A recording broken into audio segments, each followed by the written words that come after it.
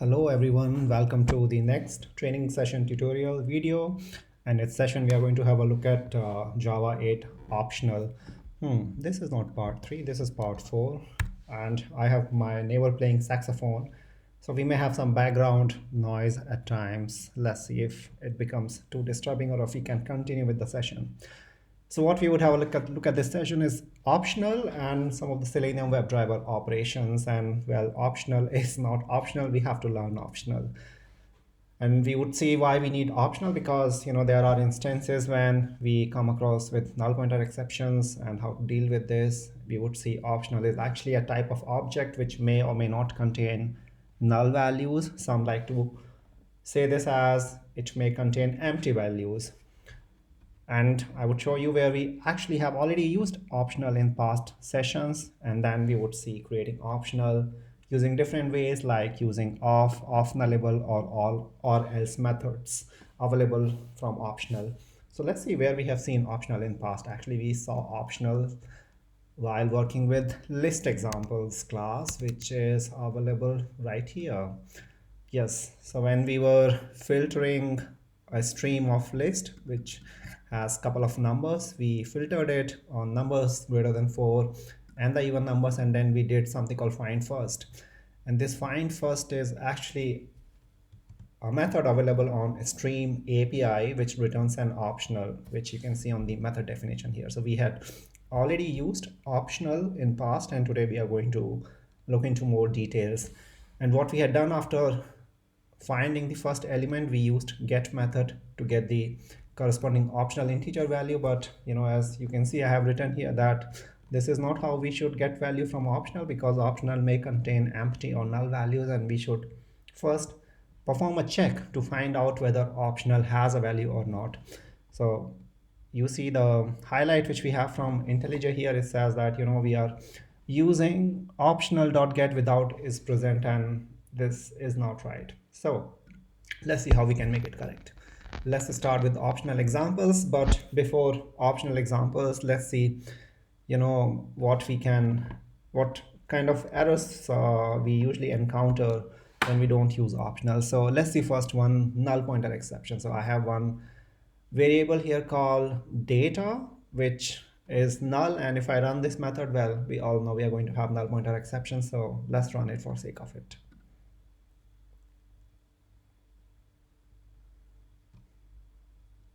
And here it is, our famous null pointer exception. Now, what do we do to fix this? Well, it's quite easy. We can check it if data is not equal to null. So let me comment first section and comment out the next one, and we could run this. So we have a check here, data is not equal to null. In that case, we say, okay, data is available, and carry out some operations on the data here. I'm just printing it. Let's run it again. So this is bloated null check, which is being printed out of system.out.println, but we know that data is null, so this statement is not printed because the if condition is not satisfied. Now let's see what we can do with optional in this case. So let me comment this section and comment out the next section, which is still here. So in the next section, we would see the different ways of creating optional. And the first way of creating optional is using off. So off should be used when we know for sure that optional is not going to contain all the elements which is being passed to it is never going to be null. If you see the method definition, it says returns an optional with a specified present not null, non-null value. So this is one way of creating optional. Another way of creating optional is that we could use another method called optional.off nullable. In this case, the element is allowed to be null. So if you see the method definition, it says returns an optional describing the specified value if non-null. Otherwise, we get an empty optional. So first we have off, where I'm passing this is never null string to it, so it's not null obviously. And then another way of creating an optional object is to use off nullable, wherein past value could be null, and we had seen before the data is null. And now if we want to carry out some operation on data optional, then what we can do is we don't have to do if data optional dot get not equal to null. Instead of that, what we do is we have a method called is present, and we invoke this method. What this method does is this returns true if optional is available. If we have a look at its definition, it says returns if there is a value present, otherwise it returns false. So if value is present, then what we are doing is we are going to print the value of the optional, but this is, bit not so declarative style, and let's convert this into more functional style of writing code. So what we can do is we can call another method on data optional, which is if present. What if present does, if present takes a consumer object. We have seen consumer object in past. Do you remember where we saw consumer object? When we were trying for each operations, and we remember that consumer is a functional interface, which means it has only one abstract method, which is accept. Here it takes one argument. So how the implementation goes, we saw this before. The argument goes on the left hand side of the arrow and the implementation goes on the right hand side. So what we are doing is we are just printing the value. So we say data optional, if present, then print this value. And we can also do the same thing using method interface, sorry, not method interface, method reference, which we have seen in the past. So instead of writing this whole lambda expression in this manner, we can just say method interface, which is system.out, and then we call println after two colons here. This was also something which we have seen in the past, so it should not be surprising at all. Let's try to run it and see what happens. I'm going to hit Shift F10 to run it.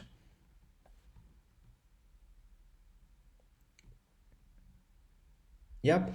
So let's see what all is getting printed. So this is our first print statement, then second print statement, and then it's going to print us optional of whatever is this value, and this value is I'm never null, and you see it here. We get optional I'm never null being printed.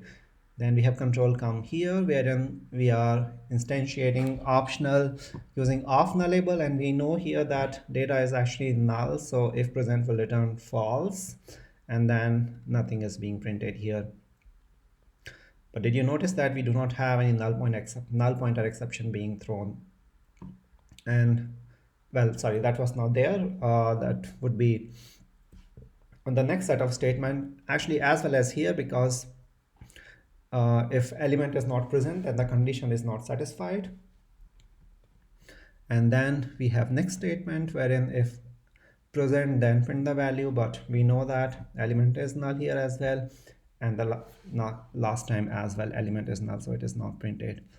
Now let's compare this with what we have seen before. So earlier, when we were printing using system.out.println, we got null here because data was null. But let's see what happens here. Actually here, as I said before, it is not printed, as in print operation is not carried out at all, because first we have a check on if present. But if we don't do this check, then what happens? Let's see. I will print something else here.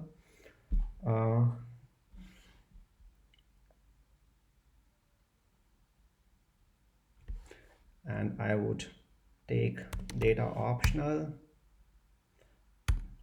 dot get, and let me run it once again. So this was our last line, and if I run it, we should have one more line being printed here. Let's distinguish it, and let's say it new line, and I'll run it again. Shift F10. Yes, so this time we have a different exception. This is not null pointer exception. We get no such element exception, and this is why we have a highlight here which says, we are trying to fetch the value from the optional without checking whether it is already present or not. And this is what we were doing before. We were checking whether element is available or not, and only after that we were carrying out some operations. So this is how we can initialize an optional using off, where an element should not be null, using off nullable, where element can be null, And in that case, we have to first check whether element is available or not. We can use is present or if present and have some consumer implementation available here, or we can also use method references. Let's see what we have got next.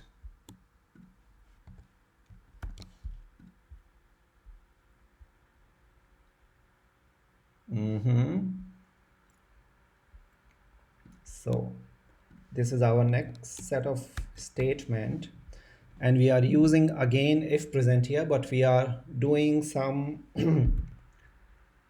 some changes on the data set here. So we have defined or redefined the old variable data with a new value called I am not null, and then we have created optional using off nullable. We saw it before. Off nullable means optional can be empty, and now what we do is we invoke if present on the optional. So if optional is not empty, then it is going to execute this lambda. And what does this lambda do? This lambda is printing the uppercase value of the optional element here, which is D. We have seen before that we can name it whatever we want. So I have named it D here. I can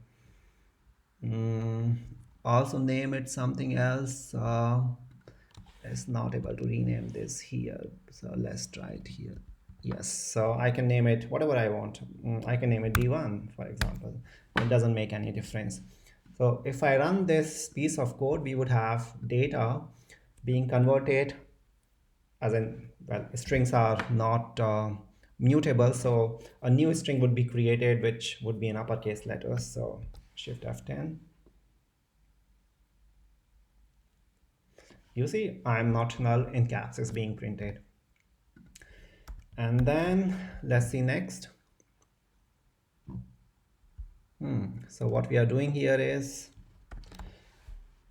let's try to find out what we can do when data is null and not use optional in this case. So we know our data is set as null, and what we are doing a check here using if condition. If data is null, then we print that whatever test data is available converted to lowercase. If it is null, then we print some default value, which is, yeah, this is default data.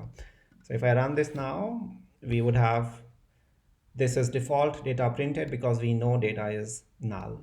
So let me run this.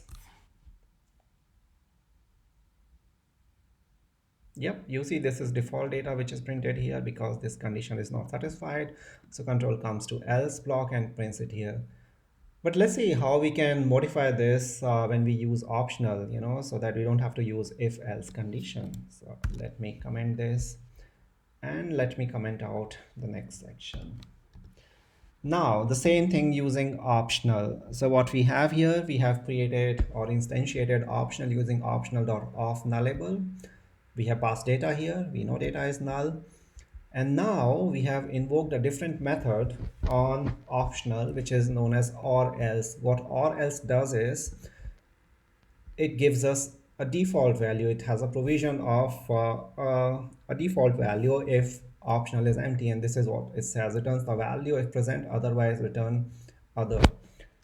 And what is my default value here? I'm passing default value as nothing but the default data, which is this is default data. So let me try to run this. Shift F10.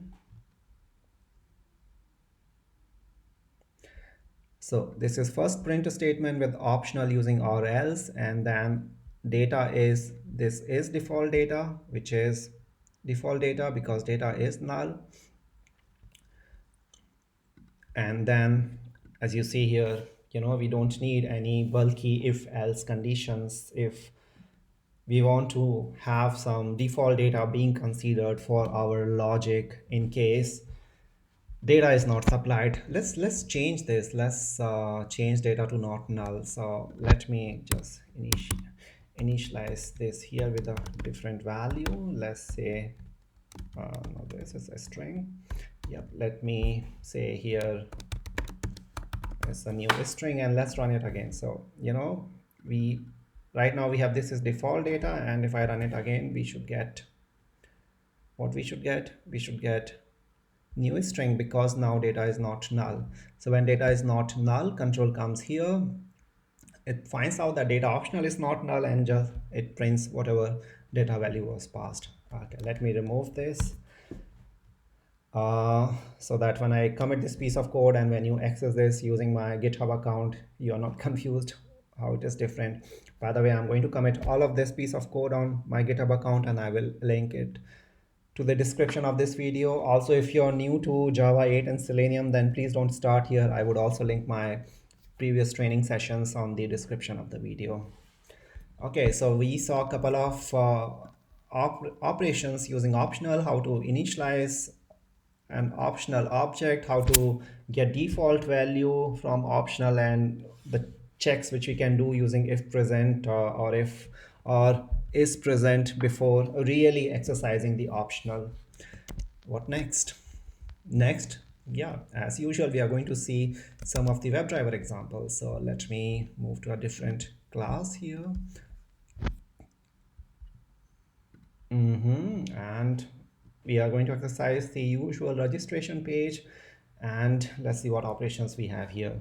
So first set of operation is we are going to test our registration page using lower and uppercase letters. So let's see what test data we have got here. So we have an optional specified here, which is test data, which is optional of type string, and it is having a value of dataset1, and optional is created using off nullable, which means that test data may have empty values. I have sort of hard-coded value here, but this is not how you would be doing it in your test automation framework. You might be reading it from CSV or some other data source. Sometimes you may have data, sometimes you may not have data. I have just hard-coded here for sake of simplicity. And now what we do on the registration page, we want to enter first name using this data. So we say test data, either get value of the test data if it is not empty, or else get me some default data. And what is default data? We have declared another variable here, which is default test data. You could have any default data which satisfies your test conditions, and then we hit the submit button. And then we again launch the registration page, then we again enter the first name. But what we are doing here is we are doing some transformation here. So on the optional test data, we are calling map API. We have seen map in past as well. So what map does is map takes function, which is functional interface having apply method. It takes one argument and then applies the function on this argument and returns the resultant. So let's go back to our map here. What I'm doing here is I'm using method interface and I'm applying two uppercase method on the argument which we receive from the optional object, and then we enter this value on the first name text box. Again, this is appended by or else. So in case test data is not available, then we have default data being considered for testing. Now, if you compare this with the previous statement, which is this, the only difference here is that we have added a map and we are converting test data to uppercase. And then we submit the form, and then we may have some assertions to verify, say, registration form was successfully submitted or some database checks. Now, what we have done here is we have submitted one form with two different data sets. One is the normal data sets, which is passed to it, and another is the uppercase letter. You can also imagine this being used in TestNG data provider, because herein I have hard-coded the values and repeated the statements, but this is not how you would be writing the test cases.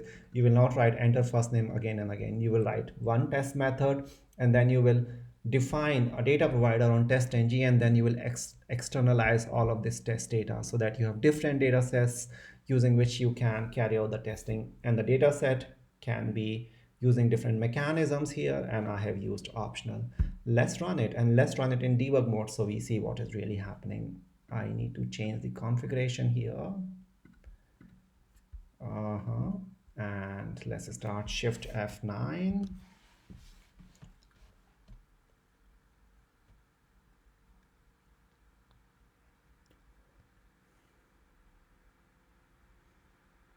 We have registration page come up, and then you see dataset 1 was entered here, and this is This is our test data set 1, and control is right here, and this is the value which we are entering on the first name box.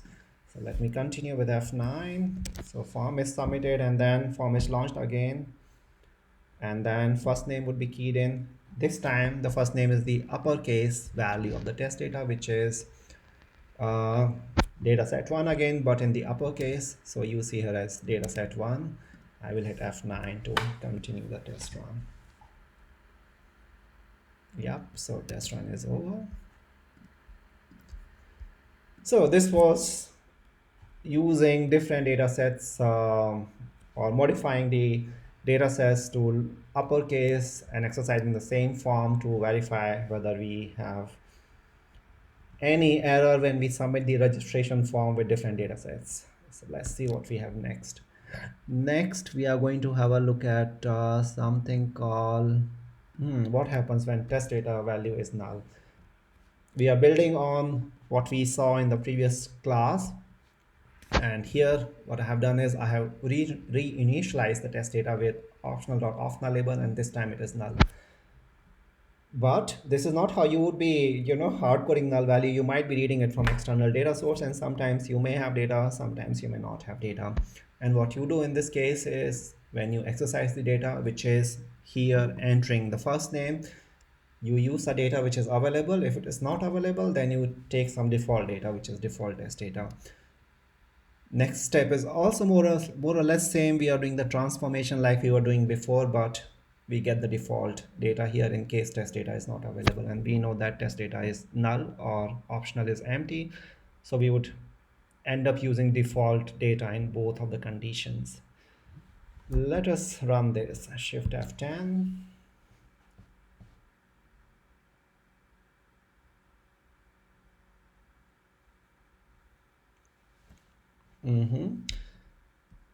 Okay, so you see default test data was entered, and then again default test data was entered.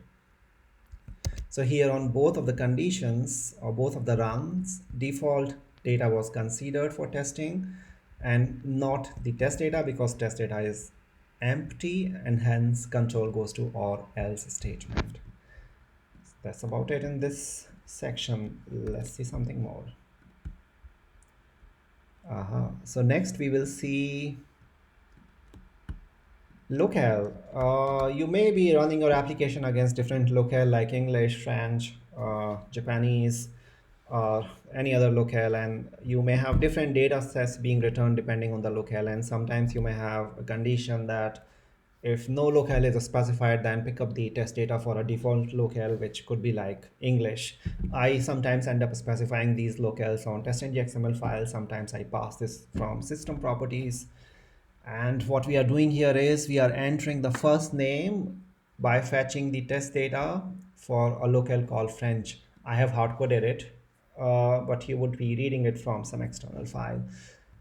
And what get test data does, get test data takes the locale and then creates an optional for this, which could be null. Hence, I'm creating it using off nullable, and then it checks if it is present. If it is present, then I'm passing a French string there. If it is not present, then I pass some default data, which is some English character, some English string. So if I run this now, let me run it on debug mode, which is Shift F. Oops.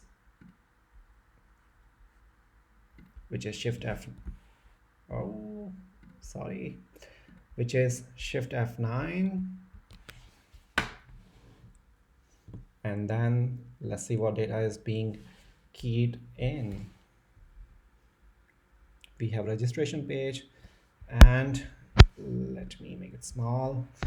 So the test data was entered. We said, okay, get me test data for French locale, wherein control comes here. And then since the locale is not null, control goes here, and then it returns the French value, which is this value, and this is what is keyed in here.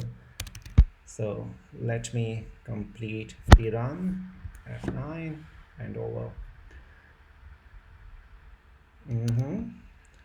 And yep, it was successful. And next we would see default language being used. So let me comment this section and let me comment out the next one. And what we are doing here is we are invoking the enter first name again, and we have the guest test data, and then I'm passing null here. You would not be passing null. It would be a condition. It would be some external file from where you will end up receiving null, because there was no locale specified or there was no system property specified. And then control goes here, and then it checks again. Get me optional of this. Is it present? Well, we know this time it's going to be null, so we will get the default data. I've kept a debug point here so that we can clearly see it this time. Let me debug it. Shift F9.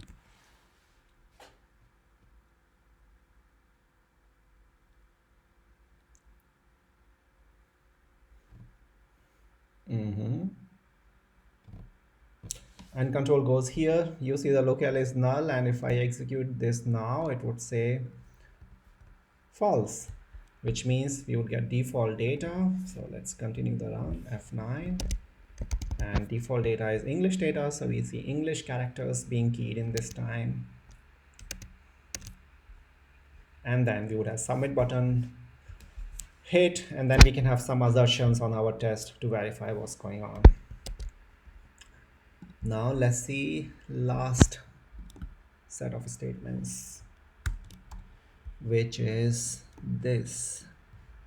And here we have used a completely different set of statement. What we are using here, we have a different API here. We have declared another method which is get test data else throw exception, and what this does is it takes locale, it creates an optional out of this, and then it, instead of using or else, it throws an exception. So this is another API which we can call on optional, which throws give an exception if value is empty. And since we are passing null locale here, what it will do is it will throw us illegal state exception. This is nothing but the method reference here, and keyword new because we are creating new instance of illegal state exception.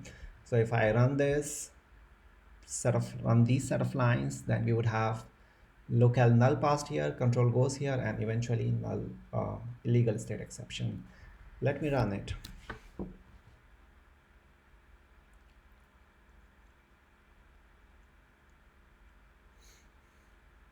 Application is launched, but there is no locale available this time, so test would fail. And now you see the application is launched again because I'm using retry analyzer in this framework. So it would keep retrying 3 more times before it really gives up and says, I don't know what's happening. And we see here we have an exception being thrown here, and the exception is illegal state exception, which we specified here, and this is the stack trace. By the way, I was trying to show you the analyze stack trace earlier, and I was not able to, and I can show that to you now. So if you just copy this, if it were a test report, for example, if I could get it from test output, I suppose it would be test output, and yeah, if I open it in Firefox, yes, so this is our test run, and we have some stack trace here. Yes, so this is our stack trace, and I can just copy this. Let's assume that this test was run on Jenkins or GitLab, and then you got a test report from CI. Then you can just copy it from there, and you can do Command Shift A, say analyze stack trace, and whatever you copied, it is on the clipboard and printed here. Just hit enter, and then you can browse through this and find out where you had the problem. And you see here, this is where we have illegal state exception being thrown. Comes very handy when analyzing the test failures from a test report. What else? Actually, we are done with all of the topics from this session. So as I said before, I'm going to link all of the resources on description of this video, and if you find this video educational, then please hit the like button, and please subscribe to my channel too. That's all for this session. Have a nice day, nice evening, or whichever time zone you are in. Stay safe. Bye bye.